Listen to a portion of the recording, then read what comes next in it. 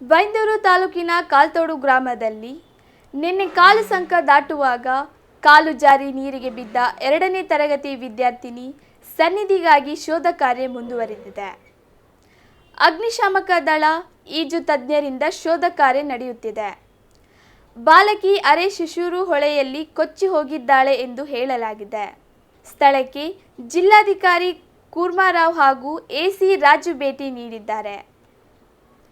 ಚಪ್ಪರಿಕೆಯ ಗ್ರಾಮದ ಸರ್ಕಾರಿ ಪ್ರಾಥಮಿಕ ಶಾಲೆಯಲ್ಲಿ 2ನೇ ತರಗತಿ ಓದುತ್ತಿದ್ದ 7 ವರ್ಷದ ಸನ್ನಿಧಿ ಆಗಸ್ಟ್ 8ರಂದು ಶಾಲೆಯಿಂದ ಮನೆಗೆ ಬರುವಾಗ ಕಾಲು ಸುಂಕದಲ್ಲಿ ಕಾಲು ಜಾರಿ ನೀರಿಗೆ ಬಿದ್ದಿದ್ದಳು. ಮಳೆಯಿಂದಾಗಿ ರಭಸವಾಗಿ ಹರಿಯುತ್ತಿದ್ದ ಹಳ್ಳಕ್ಕೆ ಬಿದ್ದ ಸನ್ನಿಧಿ ನೀರಿನಲ್ಲಿ ಕೊಚ್ಚಿ ಹೋಗಿದ್ದಳು. ಇಂದು ಘಟನಾ ಸ್ಥಳಕ್ಕೆ ಜಿಲ್ಲಾಧಿಕಾರಿ ಕೂರ್ಮಾರಾವ್ ಭೇಟಿ ನೀಡಿದ್ದಾರೆ.